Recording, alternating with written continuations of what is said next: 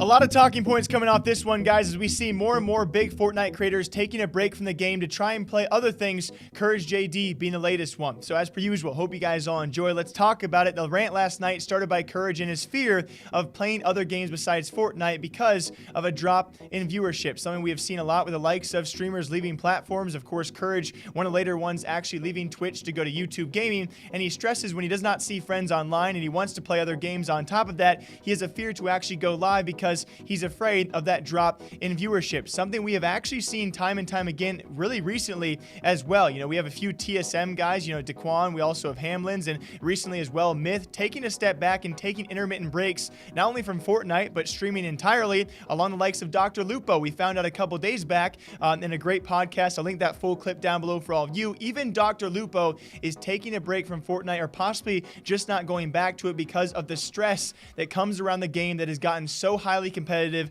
and so sweaty, as the likes of words of a lot of people out there. Courage now joins that as he took last night to a rant on Twitter to describe his fear of a loss of viewership and his want to play other games. As he states, I want to play God of War on stream. I want to play CSGO on stream. I want to play other games that interest me on stream, but I've realized I actually do have a fear of playing other games and having less viewers. He continues, lately if I don't see friends online, then I just freeze up and don't know what to do. I can't play these skill-based matchmaking games by myself, or else I turn incredibly toxic because it's like I'm competing for the gosh dang Olympics in every single one of my lobbies. Now, he does continue with a few more other things as well, which include an apology to all of his viewers as to why he's been streaming less all in all, and especially when it comes to Fortnite. And this was bound to happen, right? With a game like Fortnite blowing up over the last year and a half to 2 years, all of these content creators, streamers, you know, video makers as well, are going to have to suffice when it comes time for losing viewers. And I can't imagine what it's like to actually have to try and realize that, hey, I'm not going to pull as many viewers as I once was when this game was the biggest game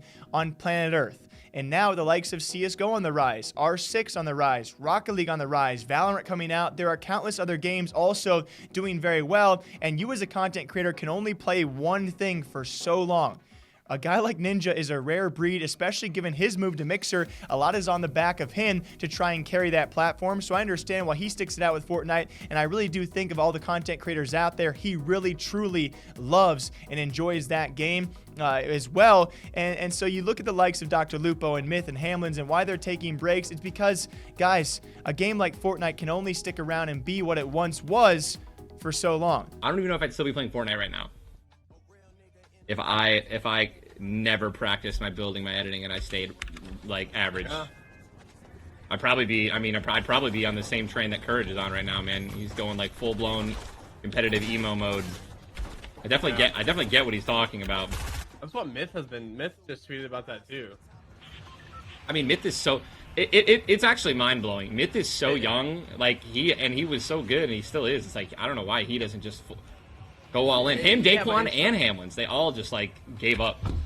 And then you tie all of this with the recent Fortnite competitive drama we've talked about here on the channel, and it does beg the question, are you worried a bit about the future of Fortnite? We've had many pros out there come out and say they don't think a Fortnite World Cup 2 is coming. The content creators are now clearly backing away from the game to try and enjoy other games which are rising or coming out as well, which is totally understandable. If you guys remember watching me back on my old channel, I only covered CSGO. Shortly after, I realized I probably can't do this for a long time, so I branched out to this esports channel, and albeit, you know, I took a huge hit when it comes time for viewership. I still do. It'll be years until I think the platform really develops, until all esports have, you know, some good viewership when it comes time to giving you guys the news, but I had to make that transition, much like all of these creators will also have to do what they enjoy and have to do what they find fun. You can only stick it out with one thing for such a period of time until you realize life gets very monotonous and repetitive and it can be very boring. So I'm not going to blame any of these people, but you do tie it to the recent Fortnite competitive drama, and it does make a concern in my head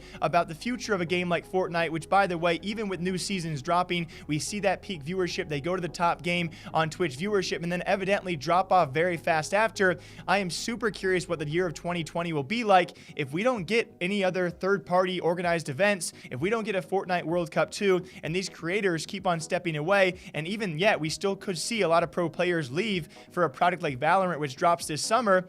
Is Fortnite a concerning time right now competitively? And then you add on the aim assist debate about how broken that might be. A lot of pros, you know, very angered by that.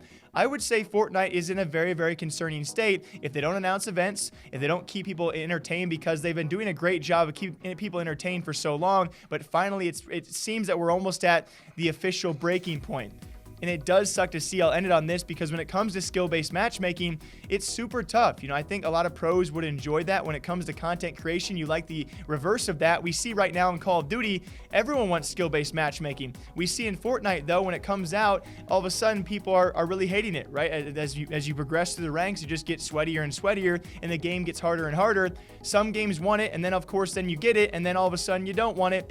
It's got to be almost an impossible battle for Epic Games right now as to what they can possibly do to retain their competitive scene, but also retain the bulk majority of casual players as well. So I don't know what they're going to do. I don't know if I'm, fully concerned. I think Fortnite's still a great game. When it comes to competitive, that's where I am still concerned as well. And I completely understand where guys like Courage and DrLupo and the TSM gang and other content creators are trying to branch out and get viewers elsewhere, because that's what makes them happy. So do I judge this? Not at all. Who's going to be next, though, is the next question. I think it's more topical to talk about Ninja. He's really been sticking out with Fortnite for some time, and that's what brings viewership to Mixer in that platform, which has also been stagnant in its growth. So what happens when Ninja also gets sick of Fortnite?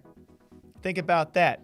Until next time, hope you guys all enjoy breaking down esports gaming news here every single day, all day long. As per usual, if you guys have a story, my DMs are always open, sharing stories as much as I possibly can, and I got countless videos for you guys coming out this week. Until next time, take care.